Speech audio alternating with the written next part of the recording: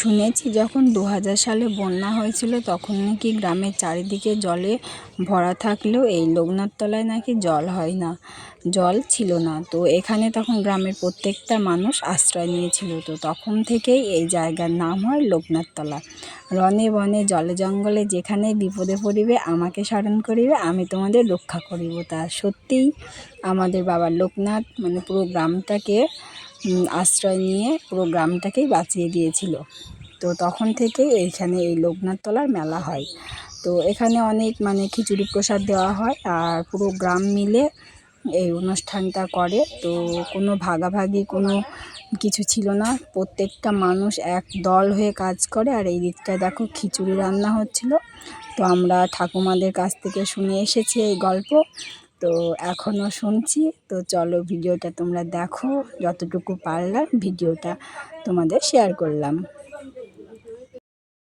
আর এই পূজাটা শুরু হয় তোমার ওই সকাল থেকে শুরু হয়, 9টা-10টার দিক থেকে শুরু হয়। তো এখন বাজে 5:30 মতো বাজে। তো আমরা কিন্তু অনেকটাই দেরিতে এসেছি, শেষের দিকে প্রচণ্ড গরমের জন্য। কারণ এমন জায়গাটায় মেলাটা, সেটা তোমার চারিদিক দিয়ে আমাদের আশেপাশে গ্রামের দিক দিয়ে মাঝখানে মেলাটায় হয় আর কি। তো তার জন্য প্রচণ্ড ভিড়ভাট্টা হয়। আর এই গাছটা দেখো কত সুন্দর। তো সারাটা জীবন ঠিক এরকমভাবেই দেখে যাচ্ছি গাছটা। তো তোমাদের সাথে শেয়ার করলাম, ভালো লাগবে। আর এত গরমের জন্য আর ভিডিওটা বাড়াচ্ছি না।